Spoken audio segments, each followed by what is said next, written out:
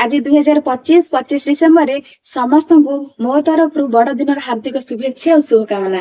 चलतु समस्त पाटे मिठा करने को जाई आज गाजर हलुआ तैयारी करिबे। प्रथमे गाजर को भल भाव धोई ताकू चोपा छड़े ग्रेट करनेबे। ग्रेट कर सारा परे ताकू गोटे प्लेट को काढ़ी नेबे। गोटे कड़ाई रे घी देई काजू और आलमंड को भाजी नेबे। ते कड़ाई रे अधिक टिके घी देई ग्रेट करिथिबा गाजर को पकेई 5 रु 7 मिनिट पई ताकू भाजी नेबे। गाजर भल भाव भाजी होई नरमी गला परे सेतिरे क्षीर देई देबे। क्षीर देई सारी ताकू गोळेबे गोळेबे गोळेबे पूरा क्षीर गाढ़ा हवा पर्यंत गोळेई चलिबे। ए गोळा गोळी काम सरी गला परे जेतिकी मिठा खाइबे सेही अनुसार चीनी पकई नेबे। चीनी पकई सारी आउ टिके गोळेई देबे। गोळेई सारला परे जो भाजी की रखिथिबे काजू और बादाम ताकू चुनचान करी पकई देबे। सेथिरे अमूल किछि पकई नेबे। अमूल को पकई सारला परे आउ टिके फ्लेवर पय गुजराती गुंड पकई नेबे। एबे टिके भलो भाबरे ताकू गोळेई देबे। तापर तो रेडी होई जिवो आपनकर गाजर हलुआ।